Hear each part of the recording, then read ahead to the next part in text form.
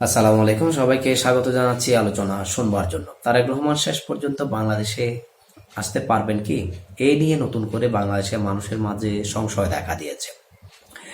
নানা বিশ্লেষকগণ নানা ধরনের বিশ্লেষণ করছেন। কেউ কেউ বলছেন তার আসার পথটা কঠিন চ্যালেঞ্জের মুখে আবারও সম্মুখীন হয়েছেন। 25 তারিখ 2025 সালে ডিসেম্বর মাসে তিনি আসার কথা রয়েছে। এই আশাকে কেন্দ্র করে বিএনপির যে প্রস্তুতি তাকে গ্রহণ করার জন্য সেটা অনেক দূর পর্যন্ত এগিয়ে নিয়েছে তারা, এবং সেই সাথে জানিয়েছেন আগামী 25 তারিখ তারা ইতিহাসের সেরা একটি রিসিপশন তারেক রহমানকে দিতে যাচ্ছেন। এটা মাইল ফলক হয়ে থাকবে। তার আশাকে কেন্দ্র করে বিএনপি সমর্থক নেতাকর্মীদের মাঝে যে উৎসাহ উদ্দীপনা, পক্ষান্তরে এই আশা বাধাগ্রস্ত করার জন্য উগ্রবাদী গোষ্ঠীর ষড়যন্ত্রেরও শেষ নেই। তার আশাকে বাধাগ্রস্ত কেন করতে চাই, এই বিষয়টা আমরা অবশ্যই আজকের আলোচনায় খুঁজে বেড়াবো। তার আগে গত 15 মাসে বাংলাদেশে উগ্রবাদের যে মাথা চাড়া সেটা দৃশ্যমান, এই বিষয়টা বলার এখন আর আপেক্ষ রাখে না। 5ই অগাস্টে আওয়ামী লীগের পতনের পর আওয়ামী লীগের উপর উগ্রবাদের যে বিদ্বেষ, সে বিদ্বেষ যতটা না আওয়ামী লীগের উপর তারা দেখিয়েছে, তার চাইতে দ্বিগুণ দেখিয়েছে মুক্তিযুদ্ধের ইতিহাসের উপর, বাংলাদেশের সংস্কৃতির উপর।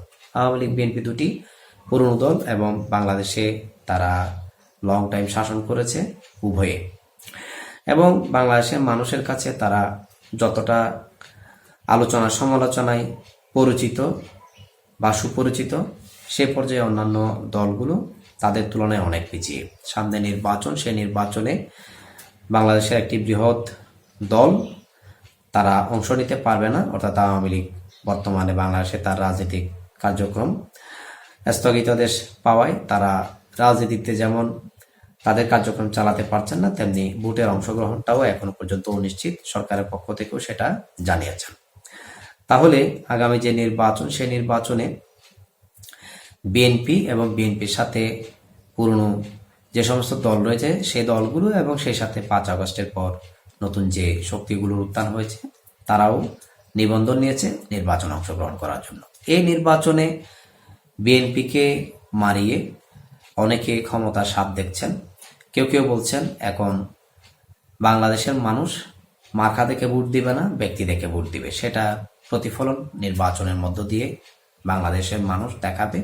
আমরাও এটা দেখার অপেক্ষায় আছি। কিন্তু বাংলাদেশের মধ্যে এ বড় দল দুটো স্বাধীনতার 54 বছর পর বিভিন্ন সময়ে আলোচনা সমালোচনায় নানা কিছুর মধ্য দিয়ে লম্বা সময় ধরে শাসন করেছে, এবং তাদের নেতা কর্মী সমর্থকবৃন্দ সারা দেশ জুড়ে রয়েছে, যেটা নতুন দল তো দূরে থাক, অনেক পুরনো দলের মধ্যেও নেই। বর্তমান রাজনীতির যে সংকট, সেই সংকটের মধ্যে অনেকগুলো দলের মধ্যে অন্যতম কয়েকটা দল ক্ষমতায় না থেকেও কিন্তু ক্ষমতার স্বাদ উপভোগ করছেন। অর্থাৎ এই ক্ষমতার স্বাদ উপভোগ করার কারণে নির্বাচন যত লেন্দি করা যায় ততই তাদের জন্য একটা মঙ্গল ব্যাপার। এটা বাংলাদেশের মানুষ কম বেশি এখন সবাই বুঝে। এর মধ্য দিয়ে দীর্ঘ 18 বছর পর তারেক রহমান যখন বাংলাদেশে আসার জন্য ঘোষণা দিলেন, সেই বিষয়টাকে বাধাগ্রস্ত করার জন্য এখানে অনেক গ্রুপ কি রয়েছে, তৎপর রয়েছে। কারণ তিনি যদি বাংলাদেশে ঢুকেন তাহলে বাংলাদেশের যে কলকব্জা অর্থাৎ রাষ্ট্রযন্ত্রের তার অধিকাংশ তার দিকে ঝুঁকবে, এবং বাংলাদেশের একটা বড় অংশ তার দিকে ঝুঁকবে। বিশেষ করে বিএনপি নেতাকর্মীরা আগের চেয়ে দ্বিগুণ চাঙ্গা হবে, এবং তাদের রাজনৈতিক কর্মসূচি আগের চেয়ে বেশি বেগবান হবে। সেক্ষেত্রে প্রতিপক্ষ যে সমস্ত রাজনৈতিক দলগুলো আছে তারা তাদের সাথে পাঙ্গা দিয়ে বেশি দূর অগ্রসর হতে পারবে না। এই জায়গা থেকে তারেক রহমানের আসার বিষয়টা অনেকেই বাধাগ্রস্ত করতে চান।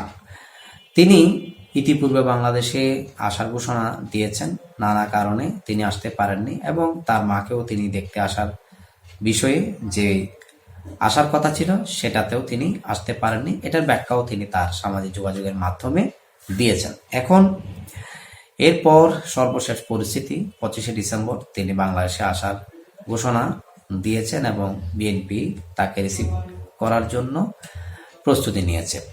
তাহলে এই উগ্রবাদীরা কেন তাকে বাধাগ্রস্ত করতে চাই? আমি একটু আগে বলেছিলাম যে বাংলাদেশে বর্তমান যে রাজনৈতিক সংকট, সেই সংকটের মধ্যে বড় দলের এই নেতা দীর্ঘদিন বাইরে ছিলেন। তিনি যদি বাংলাদেশে আসেন, রাষ্ট্রযন্ত্রের কলকবজা তার দিকে ঝুঁকে যাওয়ার সম্ভাবনা তো রয়েছে। সেই সাথে বাংলাদেশের বড় একটা অংশ তার দিকে ধাবিত হবে এবং নেতাকর্মীরা চাঙ্গা হবে। ফলে প্রতিপক্ষ যে সমস্ত দল রয়েছে তারা কিছুটা কোণঠাসায় পড়তে পারার সম্ভাবনা রয়েছে এবং বিশেষ করে ভোটের মাঠে তারা তুলনামূলকভাবে বর্তমান যে পজিশন আছে সে পজিশন হারিয়েও ফেলতে পারে। সো সব কিছু বিবেচনা করলে দেখা যায় বাংলাদেশে তারেক রহমান আসার পেছনে যারা বিএনপির নেতাকর্মী রয়েছেন তাদের যে উৎসাহ উদ্দীপনা আছে, তেমনি তার আশাকে বাধাগ্রস্ত করার পেছনে একটা পক্ষ তৎপর রয়েছে।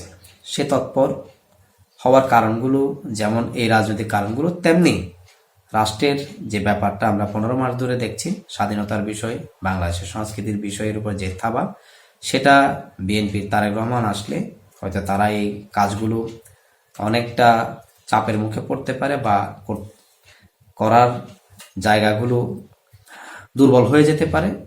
সব মিলিয়ে এই ব্যাপারগুলো থেকে তার আসার বিষয়টা অনেকটা বাধাগ্রস্ত করতে চায়। এখন কথা হচ্ছে, তিনি নানা সময়ে আসার যে কথা বলেছেন সেটি অনেক সময় ব্যর্থ হলেও আগামী 25শে ডিসেম্বর সত্যি আসতে পারছেন কিনা, বাংলাদেশের নানা জল্পনা কল্পনাকে অবসান ঘটিয়ে তিনি যদি 25 তারিখ বাংলাদেশে আসেন, এটি বিএনপি এবং তার জন্য বড় একটি অ্যাচিভমেন্ট।